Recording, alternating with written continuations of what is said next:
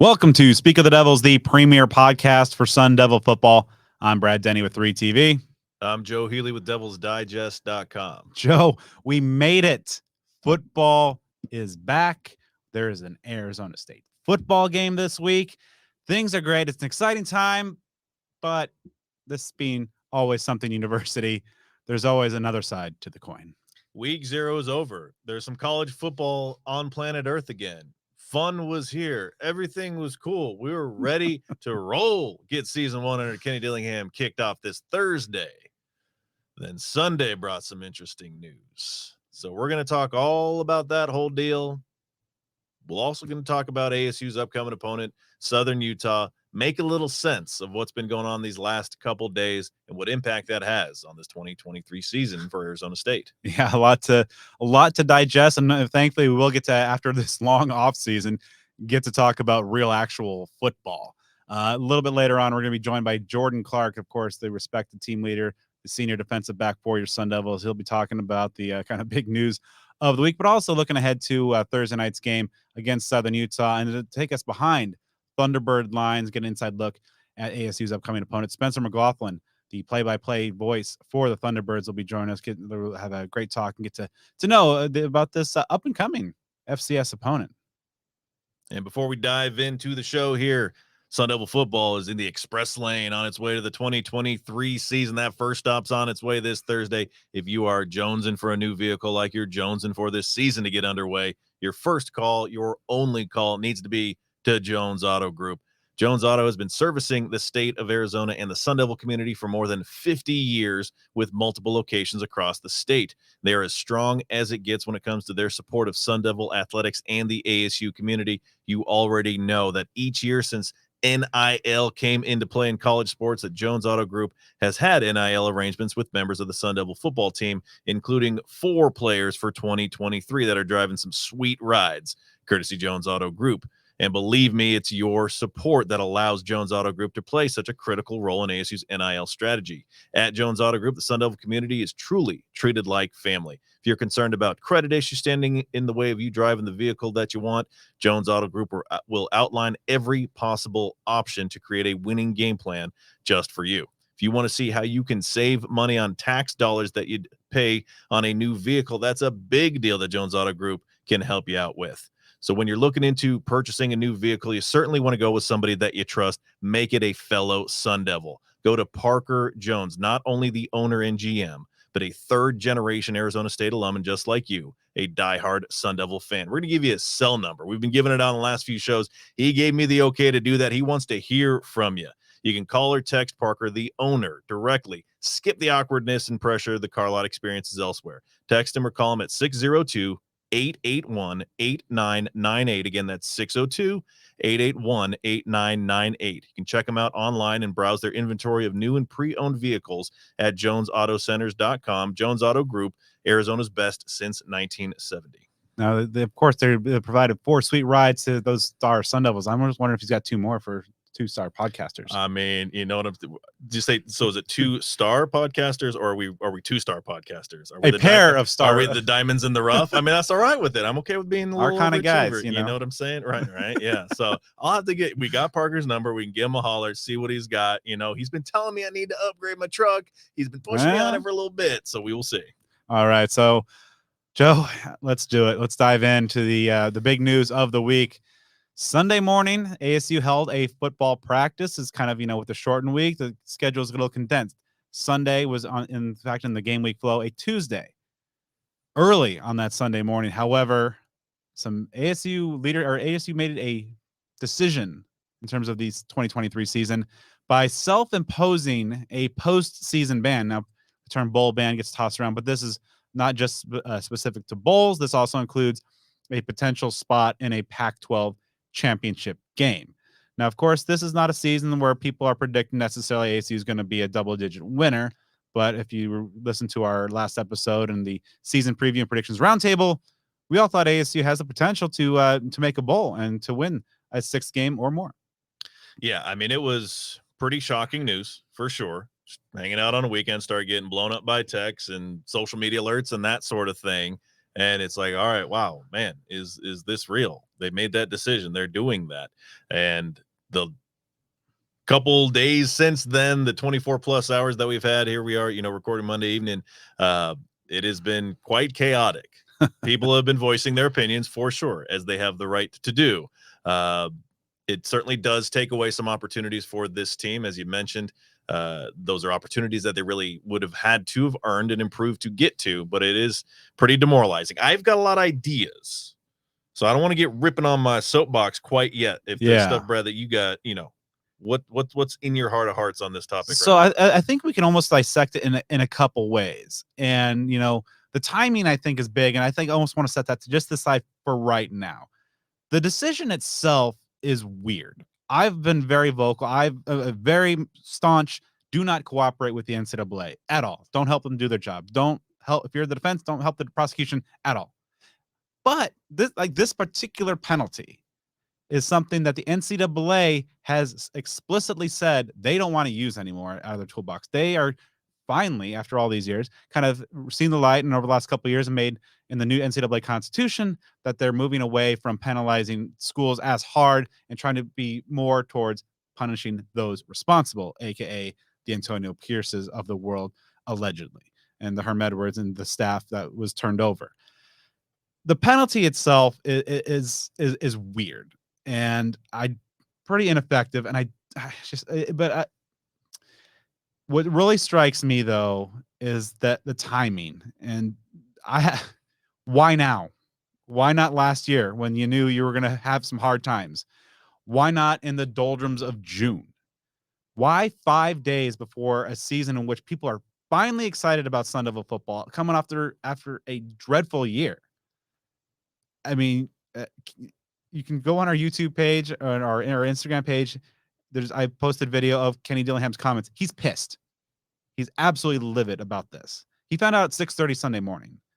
And talking to some of the players afterwards, some of the seniors that ASU, to their credit, made available for discussion, they're not happy. I mean, and granted, you could say, it just might be the LA Bowl or a low-level bowl game or something like that. But it's just kind of having that carrot, at the end of the season, or that door shut now of all things. And it raises a whole host of questions that maybe we'll get to in a moment, Joe. But the decision to use that particular tool on yourself at this time just is another unforced error and a failure of ASU senior leadership. I agree. I've kind of processed this in a few different ways. And again, where we're recording right now, it's been like a day and a half since the news broke. So people are still hot about it. And again, rightfully so.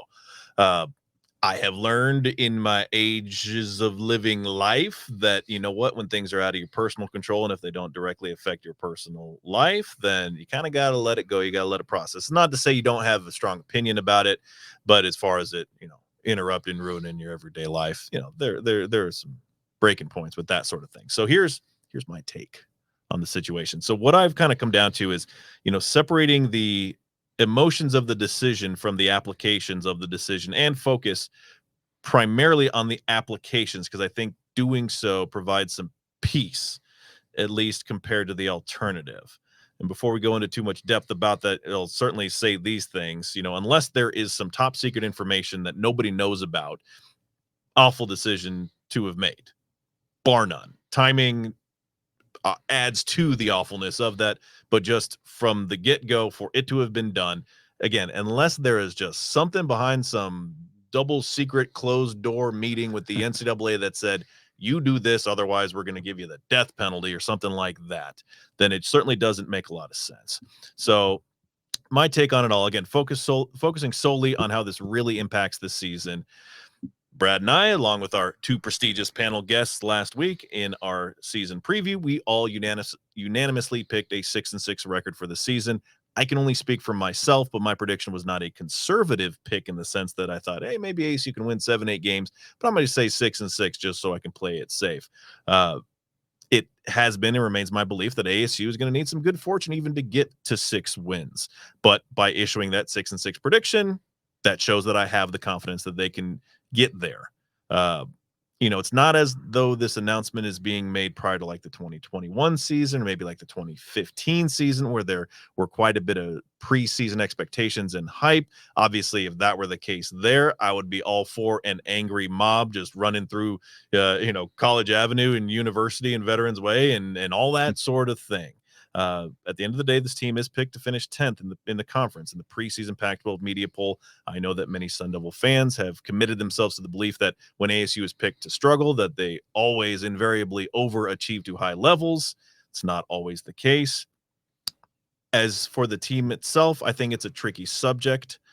I certainly believe that the players and coaches should have incredibly high goals. I would never want to hear Kenny Dillingham in a press conference saying, really excited for this season. I think it'd be cool if we go 500. Certainly never want to hear that from them. Everyone should be greatly disappointed, but I think it's inexcusable for this announcement to fully derail the season. Again, everyone should be disappointment, but they need to turn it into fuel, not a reason to coast until December. If we look at this without emotion involved, in my opinion, the only real outcomes where a postseason ban seriously has a negative impact on ASU is if they win in like the 9 to 10 plus game range, which is another way of saying contention for the conference championship game or a higher tier bowl game. Again, I'm going to repeat this time and time again. I'm not saying that I support this decision, but I'm just kind of processing and trying to make sense of it. As we know, some of the bowl games right now, it's just a different thing from what it used to be, which is a sad affair. I remember and it's a different time. I was a younger person. I remember getting fired up about that Insight Bowl win. ASU's been to some Sun Bowls. Yeah. Rudy Burgess, Queasy Brown intercepting on Duke to win the game. Those have been some good things. You probably have some Sun Devil fans who probably couldn't even tell you who ASU's last few bowl opponents were. There have been some games that are not so memorable against the likes of NC State and Wisconsin and that sort of thing. Again, just posting my personal views here. Not going to lose too much sleep if ASU wins 6 to 7 games this year and has to forfeit an opportunity to play in a lower tier bowl game. But this is a gut check for the players.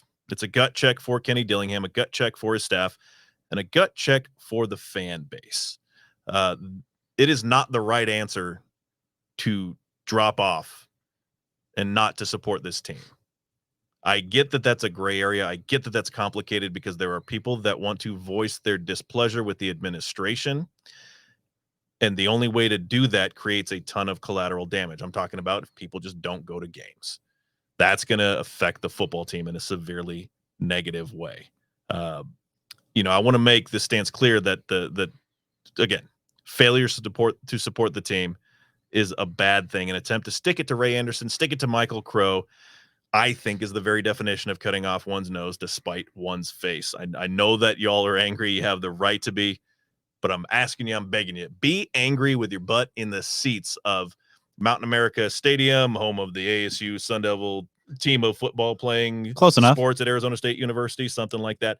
To kind of round this out, going to get a little philosophical with y'all. I'm mainly a kind of a goofball meathead, obsessed with, having big biceps if I can and pro wrestling and that sort of thing. But I like to read books of literature from time to time. I like to break a mental sweat every now and again. Posted on Twitter today, and it just made me think. And I know that I'm getting like way out of left field here, but let's just fire it up. My all-time favorite line in literature, written by Napoleon Hill, 1971. Every adversity, every unpleasant circumstance, every failure, every physical pain carries with it the seed of an equivalent benefit. Keyword there is seed. It's not a guarantee, but setbacks do. I'm telling you, from personal experience, they do create the opportunity for incredible growth. Learned that to be true many, many times in our personal life. Well, we're all handed circumstances that flat out suck. How we respond, that shows the character of individuals. That shows the character of support systems in a team sport like football. That shows the character of everybody in that building. I think that, again, in life, it happens to all of us. You get a steaming pile of something that doesn't smell good that's dropped right in your lap when you least expect it. And how you handle it really defines a lot. I'm not trying to shine this and make it sound better than it is. But I'm going to throw this at you. What if? What if this lights a fire into this team?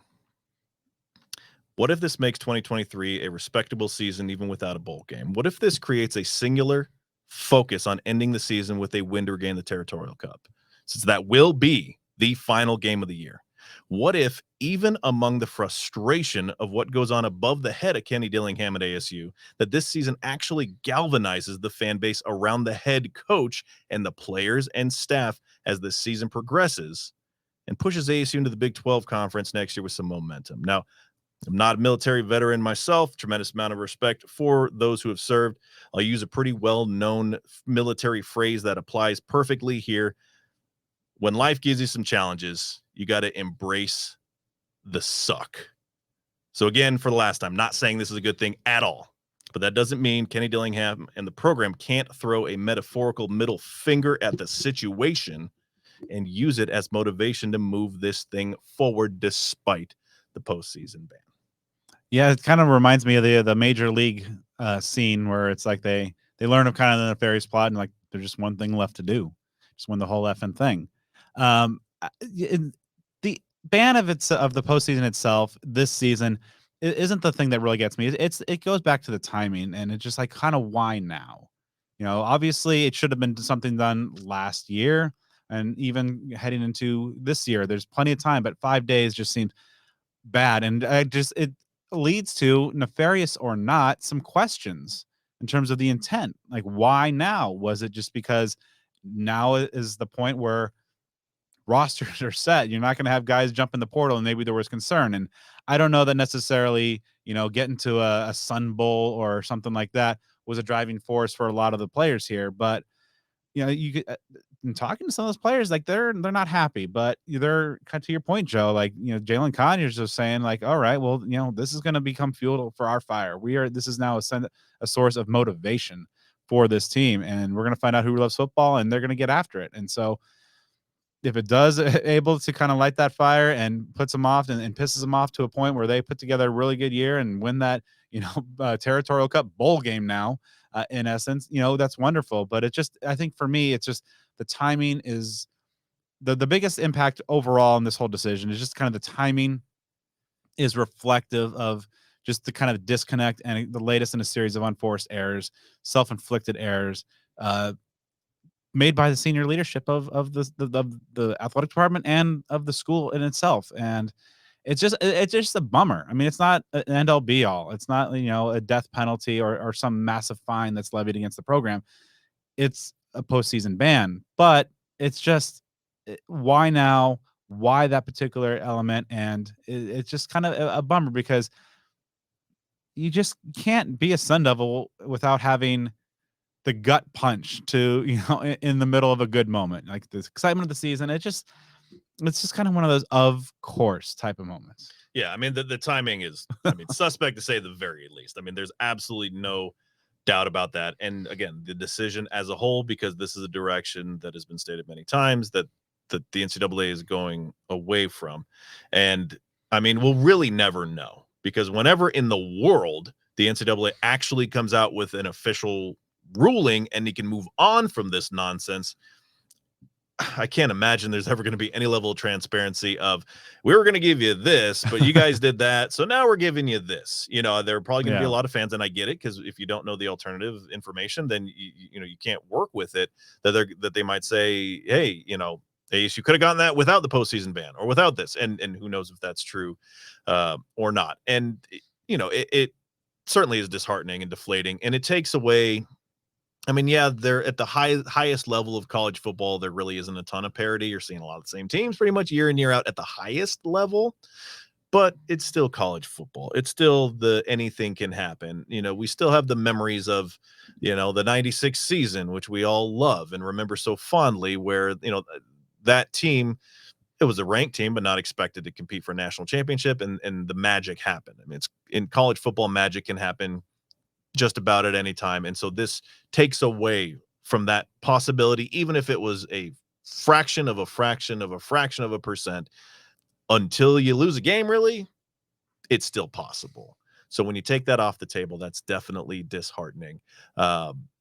Hopefully, my goodness, hopefully it somehow, I don't know, expedites or creates a bridge to a all-out resolution of this situation, so that ASU can move forward from that. And when I say move forward, that can mean a lot of significant things. So if that proves to be an assist to it, then maybe that helps. Like I said, I just hope that it is something that the fans don't check out about. Certainly hope that the players don't, though I strongly believe that they won't.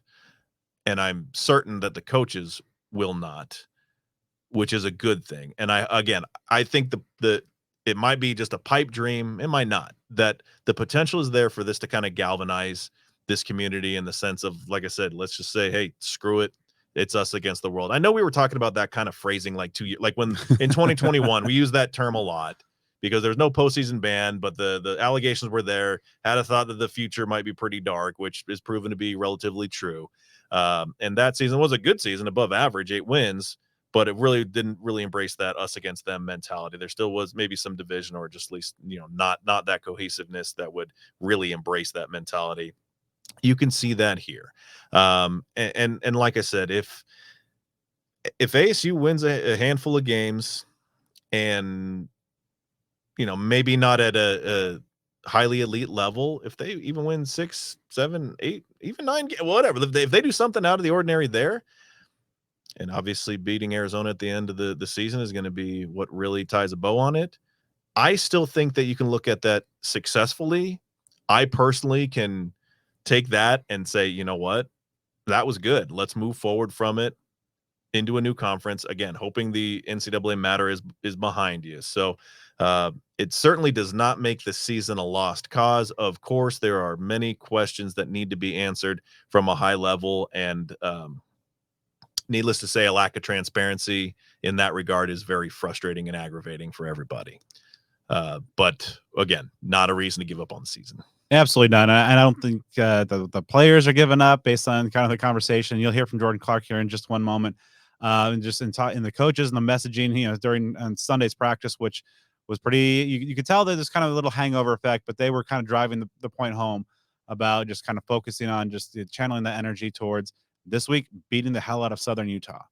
So we will see exactly how this season plays out. If this was all kind of a moot point, but I think this just is another example of just kind of the errors and the failures at the senior leadership level. But we will see exactly what happens between the lines, if there's any impact moving forward. And before we dive into this conversation with Jordan Clark, just bringing you some cool stuff from our friends at Home Field Apparel. Happy 5th birthday to the good brand. They are celebrating their 5th anniversary or 5th birthday today. Some pretty cool home field branded swag as well, but they're also in the middle of Can't Miss Kickoff, a 2-week celebration where they're dropping some really amazing stuff each and every week. Now, of course, there are friends from Indianapolis and bringing you premium vintage collegiate licensed apparel. I have their 24-piece ASU collection is absolutely ridiculously good, but over 150 schools in the home field collection. So there's a little something for every fan in your life. And best of all, our listeners can get 15% off your first purchase with offer code SOTD23 at homefieldapparel.com.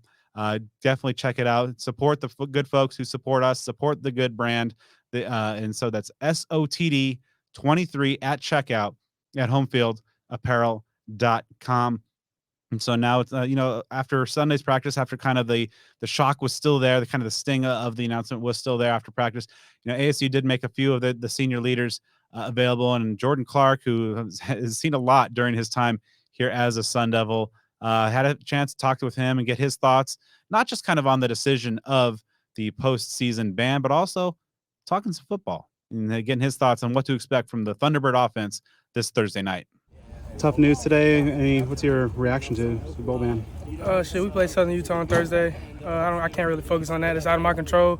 I'm sorry, I'm not the athletic director or the president, so I'm just getting ready to play Southern Utah, man. Came out here to game plan, see what coaches have for us, and get to work.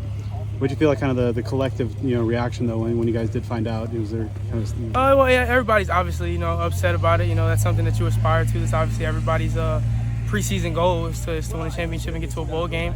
But ultimately, our goal every week is to win the game that we play. I'm just worried about Southern Utah. That's where we've shifted our focus. Nobody's going to feel bad for us. We're not going to feel bad for us. We're ready to play football. You first found out in a leadership meeting? Yeah. Did you know when that was called that, what is this about? Did you have any idea what you might be getting ready to hear? Well, I mean, a surprise leadership meeting is obviously never a good thing. You know, you're not necessarily thinking that it's going to be that, but, you know, you're expecting bad news to an extent. But ultimately, man, you know, you can take a second to be upset about it, but the season still has to get played. All these teams are still in our schedule, you know what I'm saying, up until that point, so we're just trying to win football games. Where are the leadership meetings? Where do they take place? Coach's office. You're a veteran, you've been here, you've been through the ups and downs, and obviously it's going to be up to you to keep the guys focused. How do you look at that role? Yeah, you know, I got to keep guys going, but for those of us that were on the team last year, this season has enough meaning. There's a lot of people that we got to play, a lot of people we got to get back. You know what I'm saying? So I'm not necessarily worried about the bowl game or a championship. We play all those same teams this year, and I'm just ready to play football and compete. Jordan, what was Ray Anderson's message to you guys? He just told us that we couldn't play in a bowl game or a championship. Not really much else to say. How emotional was that to hear that? It hurt, you know what I'm saying? But ultimately, you know, we're just playing football. How has Kenny been guiding you guys kind of through this practice and this meeting this morning? He's, you know, done everything that he can. You know what I'm saying? He's a great football coach, and ultimately we have a football game to play on Thursday. So, you know, you can't really worry about that stuff. You got to just get ready to play on Thursday. He said that he felt like the practice was a little flat because of the news, and that was inevitable. That was going to happen. Did you feel kind of that flatness kind of struggling to get going? You know, yeah, a little bit, but we're not really worried about it. I think, you know, after the first period, we all knew that it was time to just play ball. You know what I'm saying? So, yeah, you know, we got to have a better day today, but ultimately we got good work. We learned what we needed to learn from today, and I'm just excited to get back to work tomorrow. What stands out about Southern Utah on offense? They do a lot of motions, a lot of shifts, you know, a lot of stuff to get your eyes wrong. OC just came from Eastern New Mexico, you know what I'm saying? So it's a new system for everybody, not really sure what they're going to throw at us, but from what we've seen, do a lot of shifts and motions and stuff. So just making sure we get adjusted ourselves, play with clean eyes. Ultimately, I think we got a good game plan for them. What goes into preparing for a team who's got no tape on them yet and has a new offensive coordinator? What kind of does that process look like? Well, the dope thing is that we have a bunch of tape, you know what I'm saying, because you're preparing for what they could have done from their playbook last year at Southern Utah and then where the OC came from. So it's a bunch of tape, really just looking for tendencies and formations, down and distant tendencies as well. But ultimately, you know, you just got to play with clean eyes because you really have no idea what they're going to do. Is the best part of the news this morning that you guys get to play Thursday? Yes, 100%, man. You know what I'm saying? Who cares? You know, we're on to the next thing, on to the next challenge, and that's Southern Utah. Before we go behind enemy lines for our first Know Your Enemy segment of the 2023 season, if you want to bridge a gap between you and an enemy of yours, a good way to do that is with food at Burrito Express. Burrito Express is a family-owned business that began in 1995 with a combination of authentic recipes, competitive prices, and a comfortable atmosphere, which makes dining with Burrito Express a unique experience. You've seen their passion on Twitter. You've seen how incredibly active they are with supporting Sun Devil student athletes with a multitude of NIL deals. I was out there a couple weeks. It was an awesome scene at the Burrito Express location in Tempe with Jalen Conyers, Trenton Bourget, Coben Bourget, and others out there to support the organization. That part was awesome. It is safe to say, you already know this, if you're a part of the Sun Devil family, Burrito Express is a business well worth your support. And by the way, the food, top tier all the way. You cannot go wrong with any of the burritos that you go after there. So just get a handful of them all. I think that's What's your go-to order? You know what? I have yet to devise a go-to. Okay. I have mixed it up a little bit with like the BSB. Because I get in there with my guy Angel, runs the place, the dude of all dudes. And I just it's one of those things where I like going with like the recommendations. You know what I mean? Like the insider's pick is what I go with. So I just kind of let them do magic sometimes because I'm not a real picky eater. Yeah, so the BSB is kind of my staple, my go-to. Actually, I had a great tip from Coben Bourget of all people. You know, I was there at the same time the Bourgets were. He said to add chorizo to the BSB folks. And I think that comes straight from Angel because I had that same one. So I think that might be like the insider tip there. Ask for the recommendations. That's, I think, the moral of the story here is when you get there, if you can't make your mind up, ask them for recommendations. They'll be in the folks there at the restaurant. They'll help you out. And they've got 6 Valley locations, 2 in Gilbert, 1 in Mesa, 1 in Chandler, one in Scottsdale and the Tempe location at the area near Rural and University, just about a half mile from Sun Devil Stadium. They're open from 7 a.m. to 3 p.m. Monday through Friday, with some locations open as early as 6 a.m. during the week and 8 to 3 on Saturdays and Sundays. So this first game, if you're getting out to the tailgates early, you can catch them maybe on the back end of their hours of operation. Get the season started right. Sounds like a deal to me. You can order online at theburritoexpress.com for pickup or delivery. Be sure to give them a follow on Twitter and Instagram at BurritoEXP and on TikTok at BurritoExpressAZ. Joining us now for the first Know Your Enemy segment of the 2023 season is Spencer McLaughlin, the TV play-by-play announcer for Southern Utah, to give us an insight into the Thunderbirds and what they're going to bring to the field on Thursday night. Spencer, thanks for taking the time. How are you today? I'm doing great and ready to get down there and be on the call for the game on Thursday night. Get to do some radio work for SUU this season, which I'm excited about. And I mean, I'm just excited for football to be back in earnest on Thursday. Amen to that. So let's start off with kind of a big picture view. You know, ASU fans, of course, know that they've been dealing with some realignment drama of their own, going to the Big 12, and it's not unique to them because, of course, Southern Utah has been jumping around a little bit. Big Sky, WAC, now headed to the United Athletic Conference here. What is it like in terms of just, you know, the impact on this program of just kind of the shuffling that the moves have had on this program? Well, it's important to highlight that the United Athletic Conference is a football-only league that exists presently at the FCS level. There's been talk about it going FBS one day, but that move would be many, many years down the line. But yeah, I first got to the school when it was a member of the Big Sky, and then they joined the Western Athletic Conference. And I think what you had there for the most part, and why this UAC move made so much sense, was you kind of swapped leagues that had football as the principal sport for one that had basketball as the principal sport. So in the Big Sky, you have football programs: Montana State, Eastern Washington, Weber State. These are top 20, 10, 5 caliber FCS football programs year in and year out. But on the basketball side of things, you don't quite have, I think, the depth or even the high-end talent necessarily. Like, they haven't come as close to winning a conference tournament game as a league in longer than the WAC has, who won a conference tournament game just a couple of years ago. New Mexico State with, I think, Teddy Allen was the guy's name. They beat UConn in 2021 as a 12 seed. UConn, of course, won the national championship a season ago. So they go into the WAC. There's some reshuffling on the football front, and then they announced this partnership with the league, formerly the ASUN. Now it was the ASUN WAC partnership last year. So there's already a little bit of scheduling history between the two conferences and the teams in there. And, you know, now just moving forward in a more, no pun intended, united way, it makes a lot of sense that you had two conferences that, you know, were barely scraping by with enough teams to, you know, be classified as a conference by the NCAA, even at the FCS level. And I think you have a strong geographical reach as well. You know, the WAC is very Texas-based, but now in the United Athletic Conference, it'll go further out east with teams like Austin Peay and Eastern Kentucky, among others. So I like the move. I think it makes a lot of sense and, you know, consolidates, but in a good way. I'm not a fan of all the realignment and everything out there that happens. I talk about it a lot on my show, Locked On Pac-12, but not a fan of everything that happens there. But this is one conference alignment or realignment move that I think makes a lot of sense on both ends.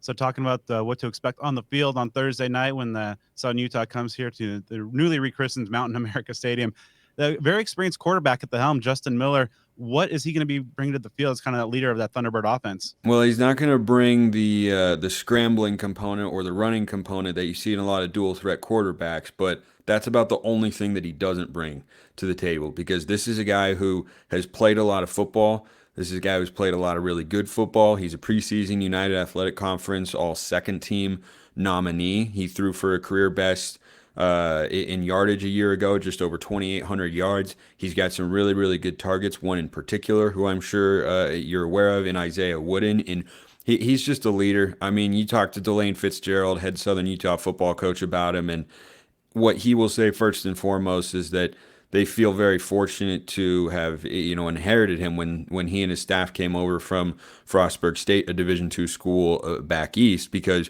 Miller's leadership, consistency, poise, football IQ, accuracy.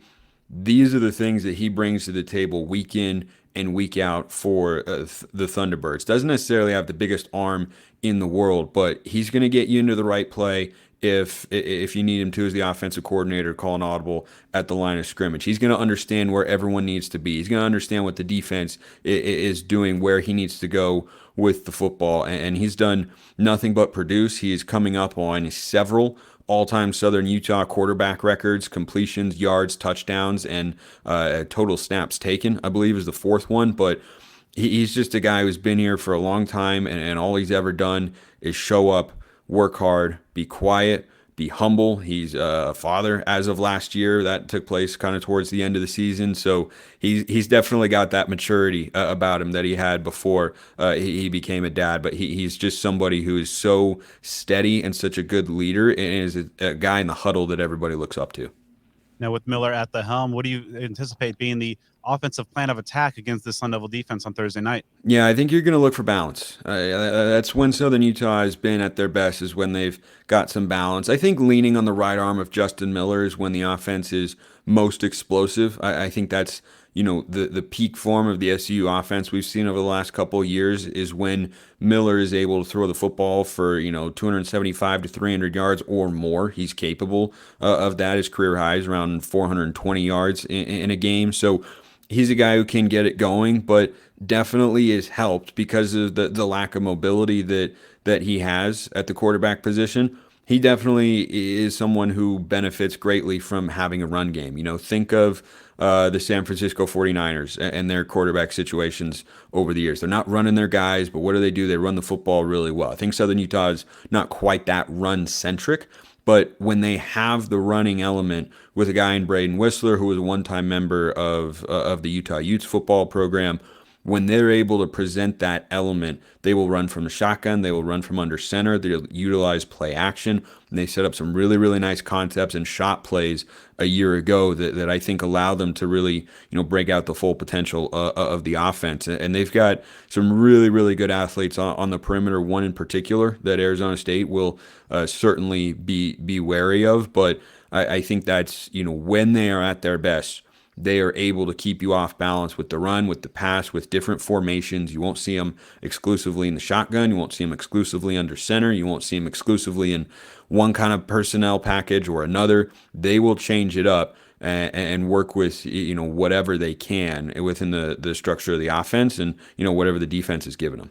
Now, flipping over to the other side of the ball, what should ASU fans in the stands there on Thursday expect to see from a schematic standpoint from the Southern Utah defense? Well, John Kelling, the defensive coordinator, prides himself on making opponents play left-handed. That's how Delane Fitzgerald has always described it to me, and that's the way it's often appeared on the field. And that can range from taking away one element that you do well as much as you can to taking away one player who can make a really, really big impact. So you look at the Arizona State offense and you could say, well, Jalen Conyers might be the top target, or maybe you need to shut down Scatabo in the running game. You've got Elijah Badger out on the perimeter. Whoever they feel is the most dangerous target or the most dangerous element. And it can be kind of hard to know with Jaden Rashada starting week one, right? Because you have no real idea of what he's capable of and what he isn't capable of at the college level. So I think that creates an interesting component for the defensive staff,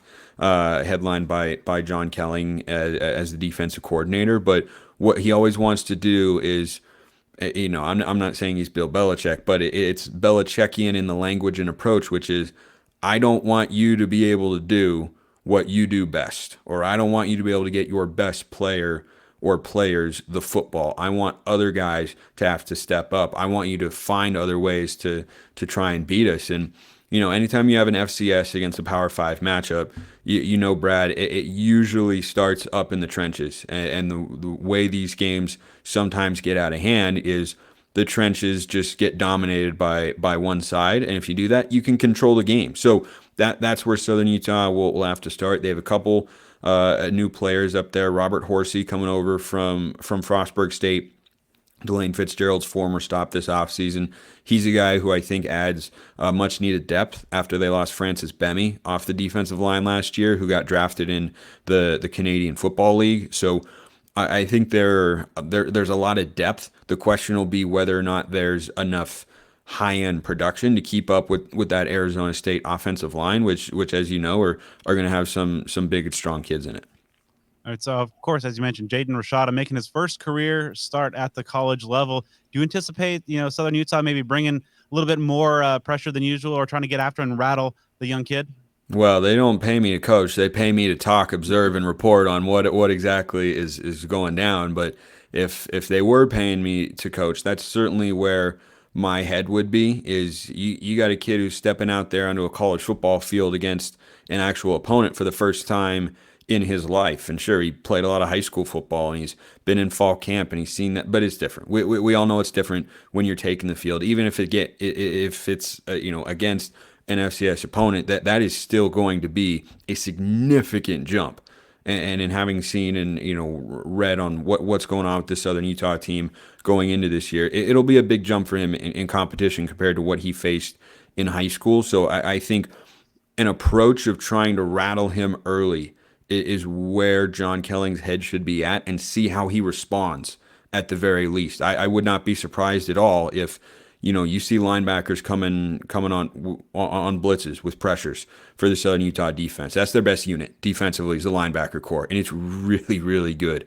You've got Connor Cullimore, who was a freshman All-American at the FCS level last year. You have Aubrey Nellums and Josh Dunn, who are veteran returning players that have just been staples of this Southern Utah defense for the last couple of seasons.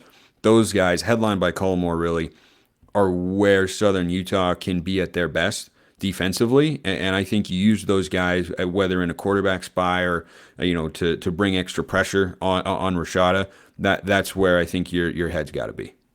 Who are a couple of guys, some X factor type players, if you will, on either side of the ball that you think could play a pretty important role in determining Thursday's outcome? Yeah, let's start on offense. Let's go with Isaiah Wooden. I don't think I'm honestly amazed.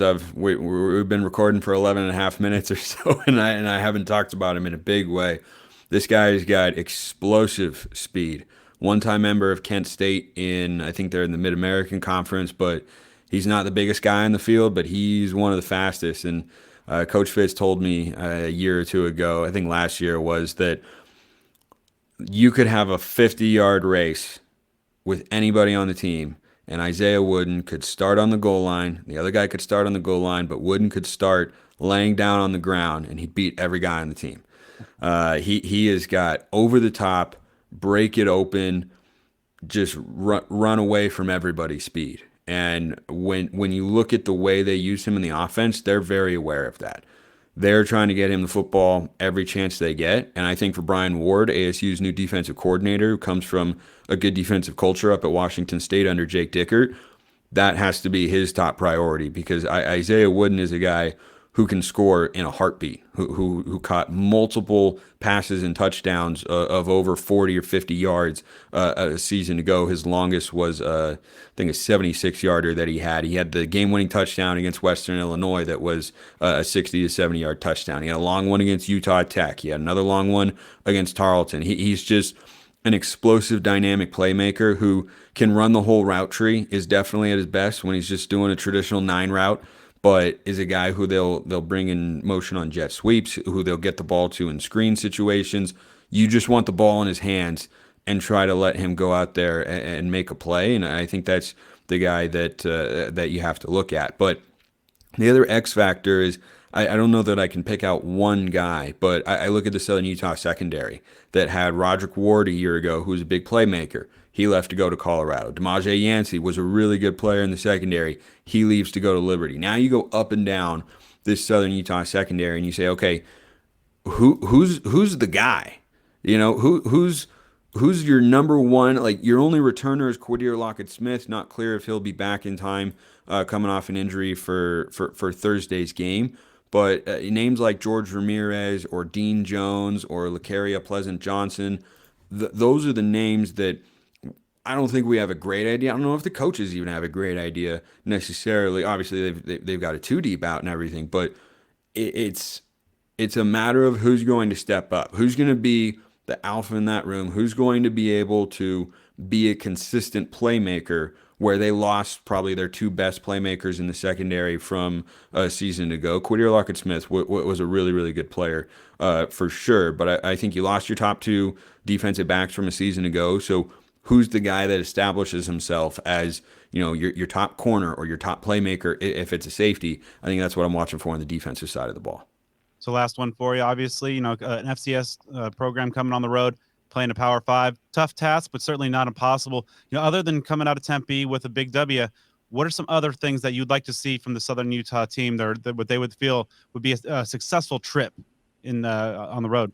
I think physicality from both lines of scrimmage. I think the offensive line, if they're able to establish something of a run game, it helps the offense, but is also a good sign for the rest of the season. You know, if you can run the football against Arizona State, you'll be able to run the football against anybody that you're going to play in your conference or at the FCS level this year. And they have another tough task when they go play BYU next week in Provo. So that'll be another difficult game for sure, and now a Power 5 opponent. But I think that's the biggest thing I look for is generally in these matchups, from what I've seen over the years in my time as a broadcaster and just as a sports fan, is the game stays close for as long as one side can match the other's physicality. And when that runs out, when one team, typically the Power 5 team, is able to just enforce their will running the football, if they don't have to throw it very much, that's when the game can sort of get out of hand. So I think the trench battle is what will define how much of a push Southern Utah can give Arizona State. And look, we've seen FCS programs beat FBS schools before. I mean, it happened to a team that I'm sure you were secretly or maybe not happy to see it happen to a year ago or 2 years ago in Arizona, losing to NAU. We saw Washington lose to Montana. Eastern Washington has beaten Oregon State in the past. So it has happened before. I don't think this is the biggest long shot of an FCS win that you could ever draw up on paper, given that ASU is in a rebuilding and transitionary state. But I think it's a place where Southern Utah understands that they're trying to come out and give Arizona State their best shot, and the Sun Devils should certainly be ready for that, because you know everyone's talking about the Power 5 and the realignment and Arizona State going to the Big 12 and everything, but these kids at Southern Utah, they've been waiting for football just as long. They're just as hungry. They're just as ready, and they want that opportunity. And time will tell, you know, how much of a challenge they'll be able to give Arizona State. But I can assure you that the hunger is definitely there across the entire team and the coaching staff. Well, Spencer, thank you so much for taking the time to share your expertise, insight into Southern Utah. I'll be looking forward to you on the call, and also encourage our listeners to give you a listen on the Locked On Ducks and Locked On Pac-12 podcast. Safe travels down here to Tempe. Yeah, appreciate it. I'll see you soon. Looking forward to the game. Go T-Birds. So it is time now for us to dive into our preview of ASU's first game of the 2023 season. Before we do that, a huge shout out to our wonderful friends at the Spaghetti Shack. You know by now, Spaghetti Shack is not just Sun Devil owned and operated, but owned and operated by a former Sparky, the Sun Devil. They've got 3 locations, one up in the cool temperatures of Pine Top and 2 in Tempe, including a brand new ASU location just 1 mile from Sun Devil Stadium that is open from 11 a.m. to 10 p.m. Sunday through Thursday and 11 to midnight on Fridays and Saturdays. You can get yourself some late night eats at the Spaghetti Shack there in Tempe. Go get your fill of spaghetti, meatball sandwiches, and more. Mondays, it's buy one meatball, get one free all day long. Tuesday, they've got their famous spaghetti tacos. Catering is also available, and like all our sponsors, the Spaghetti Shack is deeply involved in giving back to the Sun Devil community and the Tempe community as a whole. So next time you're looking for some killer grub, support a Sun Devil small business owned and operated by diehard Sun Devils. That Tempe location is at 922 East Apache Boulevard in Tempe. That's 922 East Apache Boulevard. You can find them on Instagram, TikTok, and Facebook at The Spaghetti Shack, and on Twitter at Spaghetti_Shack. Check out their menu, hours, locations, and more online at thespaghettishack.com. The Spaghetti Shack, takeout for the pasta-loving people. Brad, we got a football game of sports to talk about. How about that after a long and tumultuous and sometimes good, sometimes wild off season and a last couple of days that make you want to talk about absolutely anything under the sun than what we've been talking about the last day or two? It is here. Oh, no more media deal talk, no more realignment talk, no more. I mean, it's just football, X's and O's. It is here. Woo! Not a moment too soon, Joe. Let's dive into it. So ASU, of course, will be hosting Southern Utah University. These good folks are from Cedar City, Utah, according to the Google Internet Machine, about a 7.5-mile drive from Tempe. If it feels like it hasn't been that long, if that school sounds kind of familiar, it should sound familiar because it hasn't been that long. ASU opened the 2021 season against this very team in what was the first ever meeting between these two programs, though this version of the Thunderbird football program has some differences, even just compared to those 2 years ago, as head coach Delane Fitzgerald. He was in his first year with the program last year, did an admirable job. The Thunderbirds went 5-6 in 2022. I get that might not sound like much, but that's a 4-game improvement from the previous season and also marks the greatest win total for Southern Utah since 2017 when they went 9-3 and won the Big Sky Conference and made the FCS an appearance in the FCS playoffs. Fitzgerald was hired in December of 2021, came to Southern Utah after spending time as head coach at Frostburg State, a D2 level program in Maryland, and before that, Southern Virginia, a D3 program. Prior to his arrival, Southern Utah was 1-10 in 2021, including that 41-14 loss in Tempe to ASU. They were 1-5 during the shortened spring COVID season that the FCS had back in early 2021.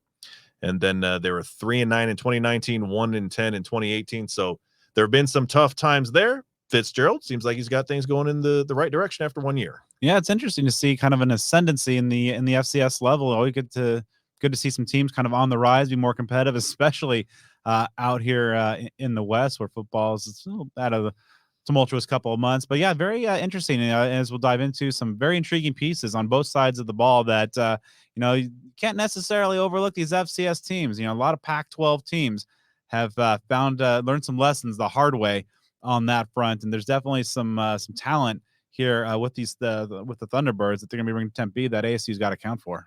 I sent a little message on the Facebook to our good buddy Mitch Stroman because there NAU we is go. going down to Tucson. I said, let's shock the world again. Part 2. I got no problem being honorary lumberjack if NAU is able to go down there and do what they did a couple years ago. That would be awesome. But to your point, it seems like just about every single year, some unlucky FBS and even Power 5 team falls to an FCS team. Hasn't happened to ASU, knock wood, but these are things you have to be mindful of. You talked about, Brad, how obviously conference realignment was a big deal for ASU, a huge talking point this offseason. Southern Utah, man, I looked this up. This is wild. They have bounced around quite a bit with their conference affiliations. This year is their 5th different conference in the last 20 years.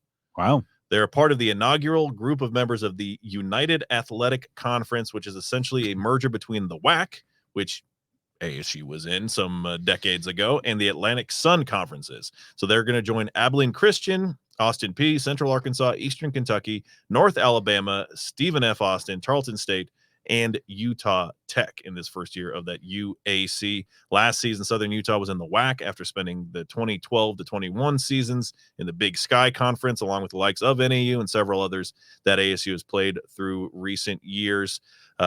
So this is a team that ASU is a little bit familiar with.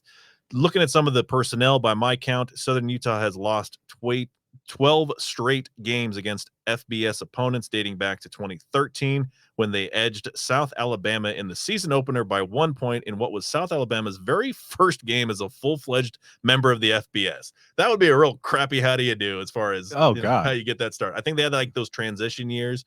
But yeah, I was looking it up, and it was the first game for South Alabama as a full-fledged FBS member, and they dropped a heartbreaker to Southern Utah. Well, now South Alabama is really good, so maybe that was a catalyst there, getting clipped by Southern Utah. But yeah, there's definitely a situation you want to avoid to start off this Activate the Valley era. But yeah, with some of the talented playmakers here, Joe, I mean, can't overlook it. And based on kind of what we talked about earlier in terms of the added motivational level of this players in this program, kind of with the news on Sunday, might not be a great time to be a Southern Utah Thunderbird. And some other odds and ends before we dive into the personnel from this team. Last season, Utah beat Southern Utah by a score of 73-7 in Salt Lake City.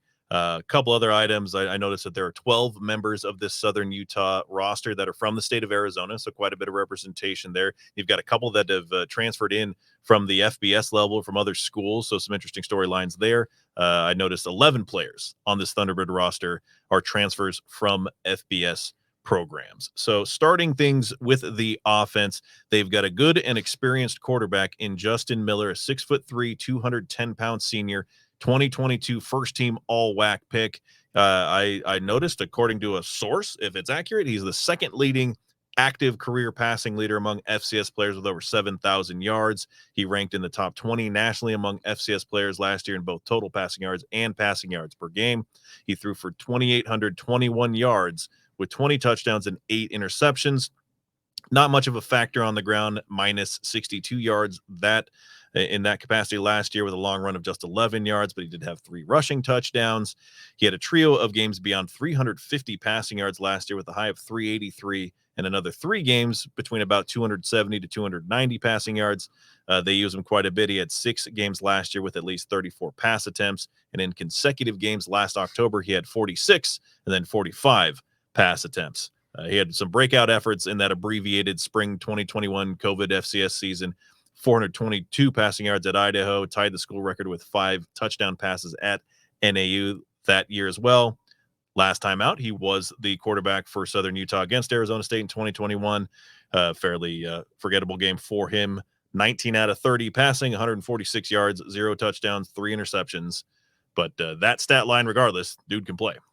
He's a talented player, and as you heard Spencer McLaughlin talk about, not a factor on the ground, not going to make a whole lot with his legs, but a veteran quarterback, got some savvy. He's not going to be easily rattled on the road against a Power 5 team, and this will be, I think, a really good opportunity for ASU's new look defense. I mean, you don't necessarily want to show everything in the opener and some of the more exotic things, and folks, this is a from last year to this year, it's almost night and day in terms of what Brian Ward is bringing in terms of the complexity and the aggression of this Sun Devil defense. Love to see the pass rush get after it and make Justin Miller pretty uncomfortable in the pocket, because again, he's a veteran. He's poised. He has he's mature, good arm on him. But it'd be interesting to see this matchup, because if they're not able to hit home, he's got a pretty very talented weapon out there that can cause some damage for the Sun Devil defense. Yeah, we'll talk about that weapon here in just a second. At running back, they've got former Utah transfer Braden Whistler. He was their leading rusher last year, 444 yards on 79 carries, so a respectable 5.6 yard per carry average, 1 touchdown. He also caught 34 passes for 230 yards, ranked 3rd on the team in receptions. As a team last year, Southern Utah only averaged a little over 131 rushing yards per game at 4.1 yards per carry. They did have 20 rushing touchdowns spread among 10 players, as no one had more than 4 rushing touchdowns. That's kind of an interesting stat. That weapon you were referring to, wide receiver Isaiah Wooden, a 2022 second team all WAC pick. He's an all-purpose standout, 5'9", 170-pounder, formerly transferred from Kent State. He had team highs of 40 catches for 832 yards and 6 scores, averaging over 20 yards per catch. Also ranked 2nd on the team with 255 rushing yards on just 21 attempts. So you do the math there, you're well in double digits as far as the average there. 2 rushing touchdowns, also averaged 28 yards per on kickoff returns. He ranked 26th in the FCS in all-purpose yards per game last year with 122.3. Kind of boomer bust in some extents. He had 600-yard receiving games last year, but also 4 with under 20 receiving yards. But again, kind of like the quarterback, this is a dude that can hurt you if you give him space. Yeah, definitely, and be a good challenge for the ASU secondary that we've talked about a lot. He is one of the team's strengths. You got Ro Torrance is your cornerback one, but guys like D Ford, Ed Woods especially have really kind of stepped up, and so there's some depth there in that ASU secondary. But also, there's been some concerns about kind of the depth at safety and kind of protecting that back end. And this is a guy in Wooden that can really like to take the top off of defense and he can get open deep. Chris Edmonds and Shamari Simmons have tremendous experience. Simmons, of course, making the jump up to the FBS level after as a transfer from Austin Peay. So some questions there. I should also point out that in terms of the run game, they're going to look for some balance. And the first half of this game, Will Schaefer will be sitting out due to the targeting penalty he accrued near the end, or at the end in the second half of the U of A game last year. So that's going to be a key cog of the Sun Devil defense. that will be having to wait to turn into the second half to kind of get after it a little bit as a result of that still very stupid targeting rule. Tate Romney has been seeing a lot of first-team reps, the local product and the BYU transfer, so he's been looking good. And so him and Travion Brown are going to be kind of counted on to help kind of stymie the run. We'll see how the interior defensive line for ASU holds up. But yeah, there's a very dangerous weapon that, in some of these upset situations, you have like a big time playmaker and a veteran quarterback. And then, that combo just needs a couple opportunities to make some big plays and maybe make this interesting into the second half. And Wooden is not the only difference maker in the pass game for Southern Utah. They've got former Utah State transfer Timothy Patrick. He ranked second on the team last year with 39 catches for 341 yards and a touchdown. A steady, if maybe unspectacular performer. He only had one game with 64 or more receiving yards last year, 65 or more receiving yards last year, but he had at least 4 catches in 6 of 11 games played. So someone that is a pretty consistent performer, even if it's not super flashy. Ethan Bolingbroke at wide receiver. He had 14 catches at NAU in 2021, tied for third most in a single game in school history. He had 30 catches for 286 yards and 2 touchdowns last year. Also was the primary punt returner last year, averaging about 7.8 yards on 24 punt returns.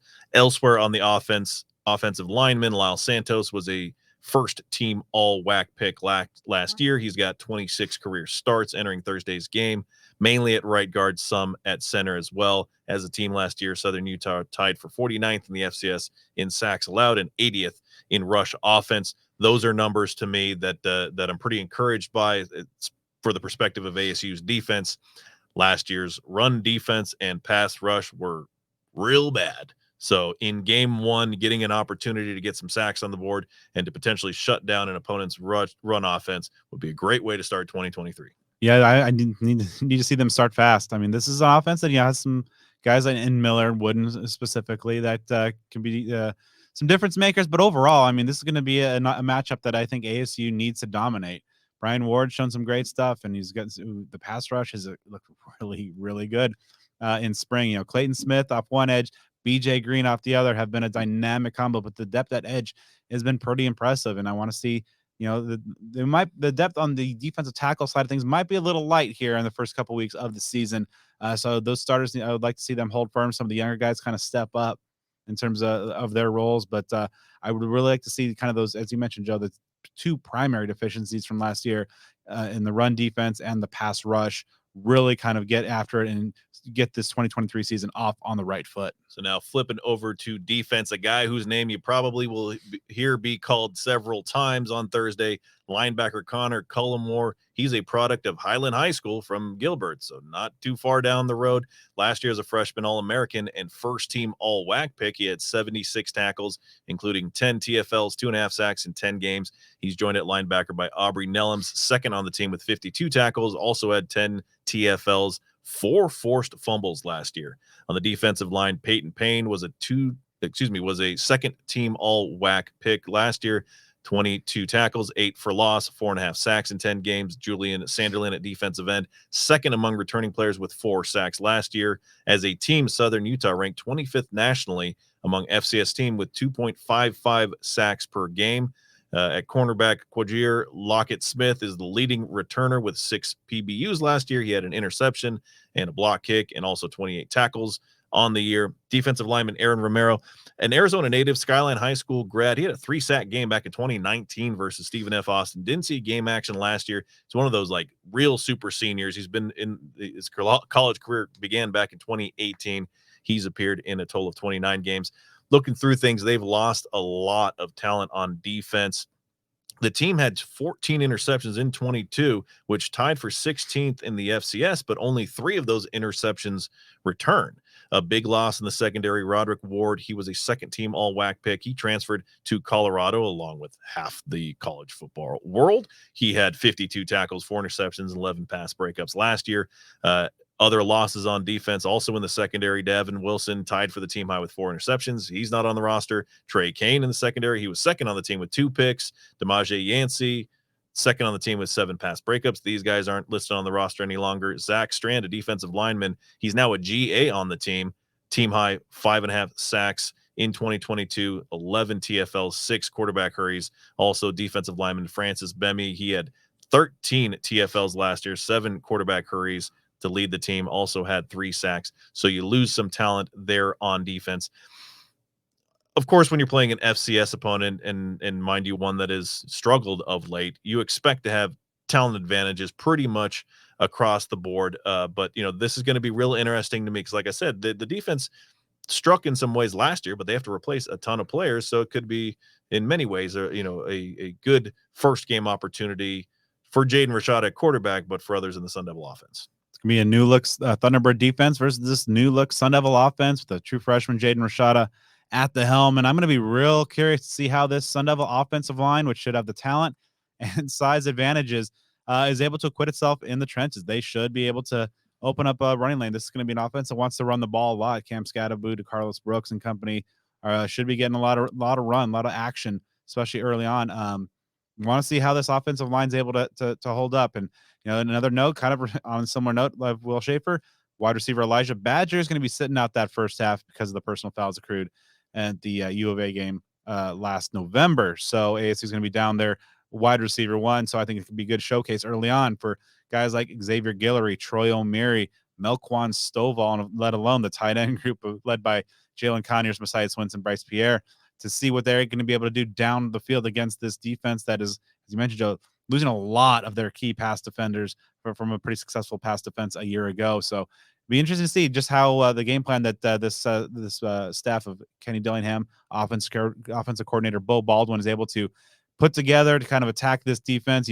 Of course, don't want to show too much in these kind of opening FCS games, but you also want to get your guys feeling good in a rhythm, and most importantly, scoring points to put this thing away by half. Another big, one of the biggest losses for the Southern Utah team comes from special teams kicker and punter Jake Girardi, a two-way threat, a unanimous FCS All-American in 2022, and the 2022 WAC Special Teams Player of the Year. Some might remember, I actually didn't before I looked this up, I'll be honest with you, but he averaged 55 yards on his punts against ASU in 2021. That's the second highest single game average in school history for a punter with at least 5 attempts. So that kind of stuff typically is more relevant in a close game, which, you don't really expect this to be, but if there are struggles with a new kicker / punter, that could benefit ASU, of course. So some other odds and ends before we move on to our predictions and keys. This was one of the more heavily penalized teams in the FCS last year, tied for 100th out of 123 teams, averaging 7.18 penalties per game, tied for 102nd in penalty yardage at 67 penalty yards per game. Over the last decade, they've played FBS teams like Utah, Oregon State, Arizona, Oregon, Washington State, San Jose State, UNLV, Utah State. As I mentioned, there was that victory that they had against South Alabama, that 2021 meeting in Tempe between ASU and Southern Utah. As we mentioned, the first ever matchup between these two programs. ASU won that game by a score of 41-14, with all 6 touchdowns coming on the ground. Rashad White, Chip Trainium each had 2 scores. ASU outgained Southern Utah 427-224 in that game. Talking a little bit about ASU historically against FCS opponents. ASU has had 16 games against FCS opponents this century, all wins. ASU has scored at least 40 points in 10 of those 16 games and at least 30 in all but one. The closest margins of victory were a 19-7 win over Sacramento State in 2019 and a 35-14 win over Cal Poly in 2015. Those are the only 2 that were a 2-score game at the end. In those 16 games, FCS opponents have scored 14 or fewer points on 14 occasions. The 21 points scored by Cal Poly in 2015 are the most by an FCS opponent against ASU in that span. Also, across those 16 games, ASU has on average outscored those FCS opponents by a per-game score of 42-10. In Southern Utah's last 7 games against FBS opponents dating back to the 2017 season, they allow an average of 57.4 points per game. This will be only the second FCS opponent for ASU this century that is not an active member of the Big Sky Conference. The only other was Cal Poly in 2011, which is now a member of the Big Sky, but at the time was in its final year in the Great West Conference. A lot of Big Sky and Big Sky adjacent past or present flavor to the FCS slate for the Devils. And now as we move on to our keys and our predictions for the game, the biggest key for this game is you got to be looking right, brothers and sisters. Let me tell you, you got to be geared up. And if you're not right now prepared for that, take these next few days before the opener or maybe on game day itself and get on down to Cactus Sports, located at 514 South Mill Avenue in Tempe. You can put together the perfect Sun Devil fit from head to toe in one stop with the best ASU merchandise around at Cactus Sports. At Cactus Sports, they are as passionate about making sure you look your Sun Devil best as they are about supporting the maroon and gold on game day. If you can't make it to that Mill Avenue location, if you're cheering on the Sun Devils from afar, start putting together your ultimate Sun Devil gear wish list online at cactussports.com. Go ahead and stock up.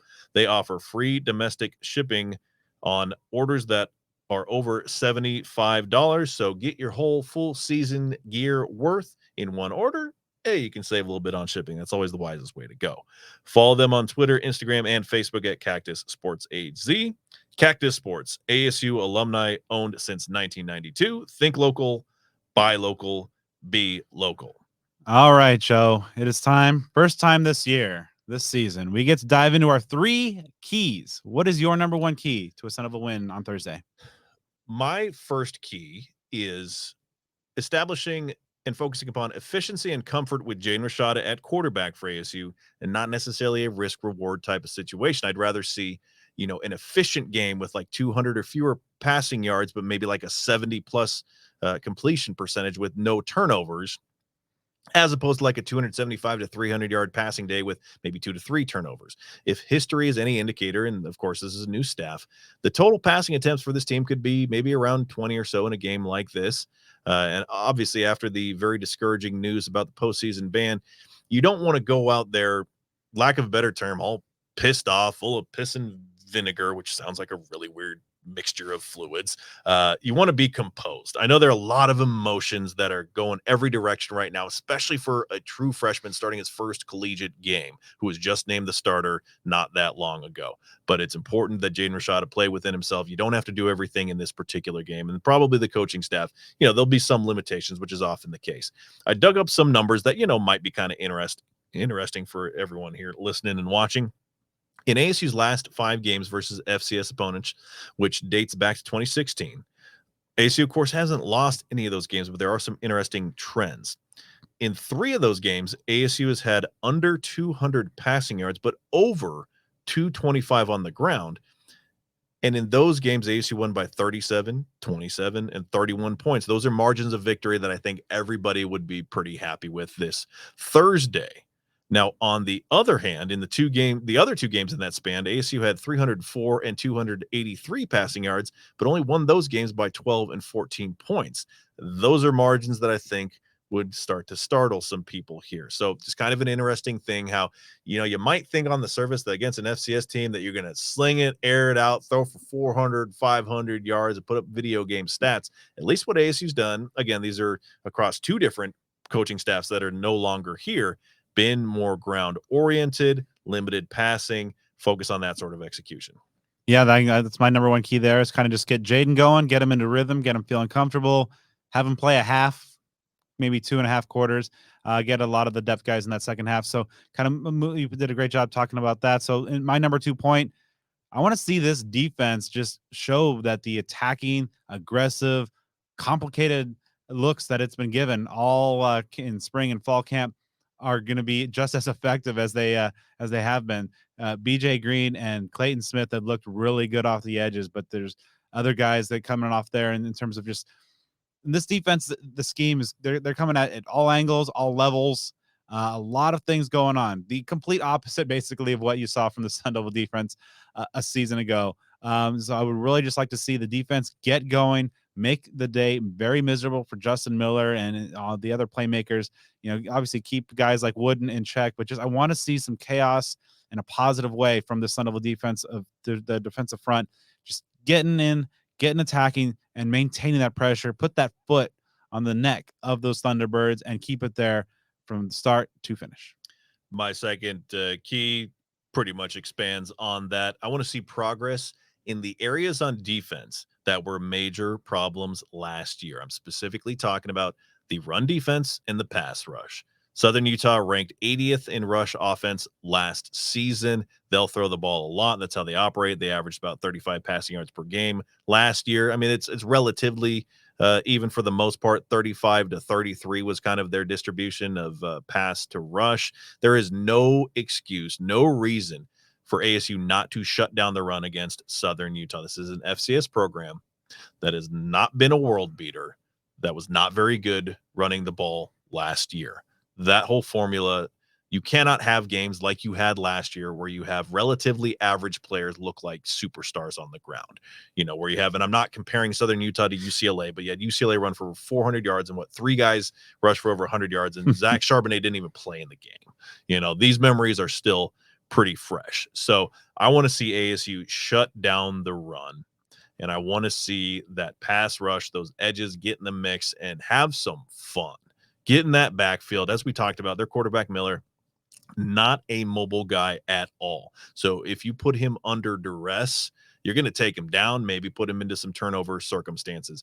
This is how you get some energy going when, again, we don't know how the emotions are going to be within the team entering this first game after the postseason ban news. But when you can get big plays like sacks or TFLs or forced turnovers, that's how you get the energy moving. That's what I want to see. All right, my final key is just for ASU to put this to bed by halftime. The recipe for any of these FCS over Power 5 upsets is that the team just kind of hangs around, and all of a sudden, may still be a 1 or 2 score game into the second half, and then some weird things happen, and you never know. ASU should win this game pretty handily. They should come out here, set a tone. They should play, as we talked about, maybe a little pissed off, a little added fuel to that fire. But even beside that, they're a much better team. They have a lot of very talented players, perhaps more than the national media would care to admit. They should have the advantage on offense and defense. I want to see them just really make this, put this any kind of doubt to rest at the latest at halftime, and just again try to get some of those depth guys, some very, very valuable game reps in this through large parts of the second half, because you're going to need some of that depth over the course of a long Pac-12 season. So just put your foot on the neck early, smash down, and put this to bed and pretty early. My third and final key is a little bit more specific, back to the offense, particularly in the run game. I want to see them build confidence on the ground. I want to see at least 200 net yards. A game like this, you'll probably see a very different distribution of carries than you will the rest of the year. For example, last year against NAU, 4 running backs and 6 total players registered at least 1 carry. And the year before that against the same Southern Utah team, 7 total players, including 5 running backs, carried the ball for ASU. And in these circumstances against FCS teams in an opener, it's not always the case that your top dog running back gets a ton of carries or even the most carries in the game. In 2021, Rashad White had 7 carries, but Daniel Ngata had a team high of 11. Last year, Ngata and Tevin White combined for 18 carries, while X Valade had 15. Might see a little razzle-dazzle, maybe some receivers carrying the ball. Again, recent years, we've seen guys like Charles Hall. He had a 20-yard run. The year before, Ricky Pearsall had a 26-yard touchdown run against Southern Utah. We've seen Elijah Badger in that role before. Maybe a guy like Xavier Guillory or Javen Jacobs. He's kind of a slash player. That could be an option as well. So it makes sense to potentially predict maybe 5-6 players from that running back group to carry the ball out of the backfield. Scatterbo, DeCarlos Brooks, Tevin White, George Hart, Kyson Brown, Javen Jacobs. These are all possibilities. This is not a game where you can carry the ball 40 times and get by with like a 3.5 yard per carry average or something like that. You want to see some gaudy numbers. You want to see that yards per carry clip somewhere in the 5 range or higher.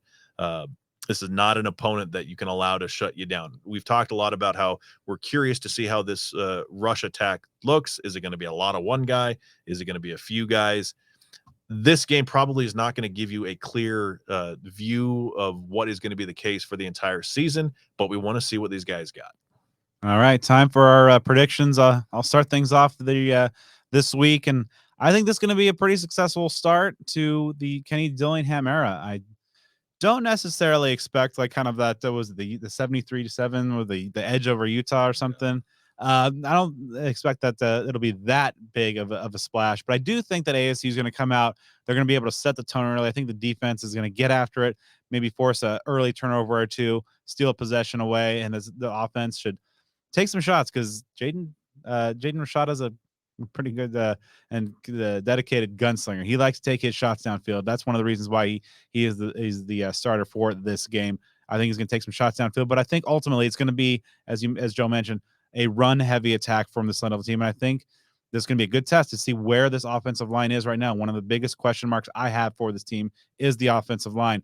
I want to see how dominant they can be against this Southern Utah defense. And it should be a time where they're going to get a lot of opportunities to run block. And, if it's Scadaboo and Brooks kind of leading the way, that'd be great. I want to see them, ripping off, 5, 6, 7, 8, 10+ yard carries with a pretty regular clip. And I think that for Thursday night that we're going to get that. I think this is kind of going back to my third key. I think this can be a game that's not competitive by the half. I think ASU is going to be able to cruise along and there'll be plenty of things to iron out, but I think that they'll have a comfortable win and a lot of the backups will get plenty of work in the second half as ASU cruises to a 38-13 win. A lot of similar stuff here. I'm hoping and thinking and have faith in the expectation that ASU is going to use the news of Sunday as a motivator. Obviously there'll be a few days in between where they can process it. There were positive responses, even just out of practice today. So, you really think and hope that this team is headed in the right direction mentally to not allow it to be a distraction. And Kenny Dillingham, man, he's an energetic and fired up dude. I love that about him. And I just see this being something that he uses as a weapon in ASU's, artillery to turn this frustration and have that manifest into something positive on the field. And I think that's going to reflect on Thursday. I think it's very possible that there could maybe be a little slow times out of the gate, just having Jaden Rashada get his footing. Certainly expect them to rely on the run game early and potentially throughout the majority of the game as well.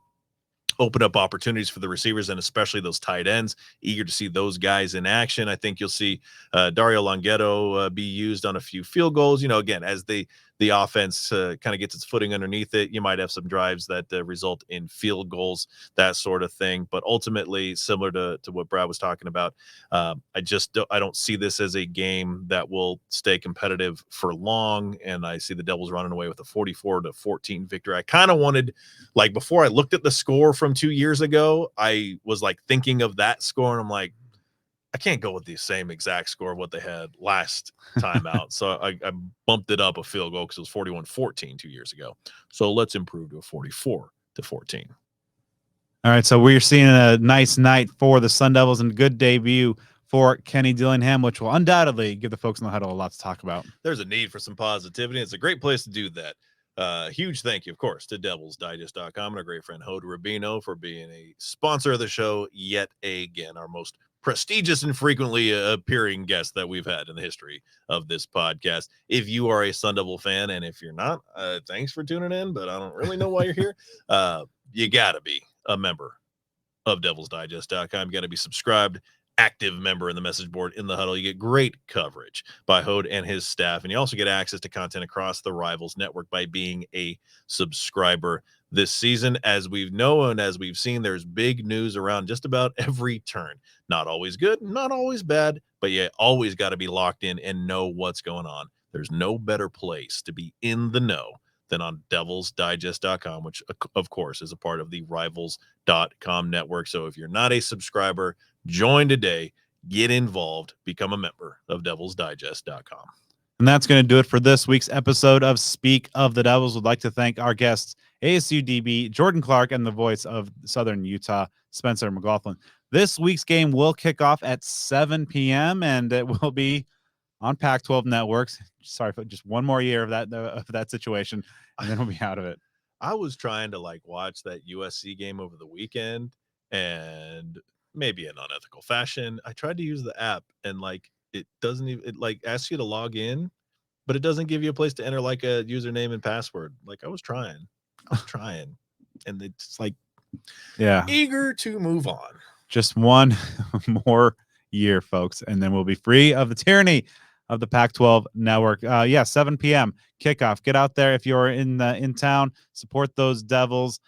Make sure you stay with us on social media side of things. We got a lot of good content coming your way this season. And of course, if you missed the message, I mean, Joe, we're on TV now. That we are. So we are going to be rocking this week a special episode, different day, different potential time, Wednesday evening of this week. Wednesday evening, 6 p.m. on the Arizona's Family Sports Network, Cox Channel 13, and over the air antenna Channel 44. And then next week, once the games get back to their proper Saturday time frame, we'll be joining you every Thursday night, 7:30 p.m. with a re-air to get you ready on game day at 10 a.m. A lot of good stuff coming down the pike. Make sure that you stay with us on the social media side of things. You can follow the show on Twitter at SOTD Podcast, on Instagram at Speak of the Devils. We're on YouTube. We're on Facebook, and you can give me a follow on everything at bdenny29. And you can follow me at Joe Healy42. A huge thank you to all of our sponsors, including Sun Devil Family Charities, which, of course, is a 501c3 nonprofit organization created primarily for the purpose of raising funds to provide financial assistance to Arizona State University alumni, students, staff, and immediate family members adversely affected by medical issues. Monetary donations are always appreciated and support those in need due to an unexpected medical condition. They also have volunteer and sponsorship opportunities available that you can learn about on their website, which is sundevilfamily.org. If you are a Fry's food shopper and you want to support Sun Devil Family Charities without spending any more money than you already do, that's important. Check out the website for Sun Devil Family Charities. Again, sundevilfamily.org to sign up today for Fry's Community Rewards simply by linking your Fry's card to Sun Devil Family Charities. It's as simple as that. They get helped out. You don't spend any more money than you already do. That is a win-win in my book. And also thrilled to welcome another new sponsor this year in Smashin' Devil, a Sun Devil business built on pride and passion. Owners Alex and Karen Ladensack founded Smashin' Devil in the fall of 2021. The concept was created from their love of cooking, Sun Devil pride, and desire to serve high-quality food truck fare to the Tempe area. They are die-hard Sun Devil fans and proud season ticket holders to ASU football, basketball, hockey, and baseball. When they aren't cooking up some good grub, you can most definitely find them at the nearest Sun Devil athletic event. Smashin' Devil brings pride and passion to the food they cook, centered on delicious smashed burgers, signature smash and sauce, and vegetarian options. They are open for pickup and delivery from 10 a.m. to 2 p.m. Monday through Friday for their summer hours, located in Tempe at 2013 East Cedar Street. Again, 2013 East Cedar Street for those pickup orders. Check out their menu of burgers, burros, and more at smashin'devil.com. And be sure to follow them on Twitter, Instagram, Facebook, and TikTok at Smashin' Devil. And as a unforgettable Sun Devil famously once said, passion is what makes life interesting. So once you're done supporting our amazing sponsors, drop us a 5-star review on the podcast platform of your choice. Definitely appreciate it. And Joe and I will be back next week as we look back at what happened in the opener and preview a future conference battle when Oklahoma State comes to town.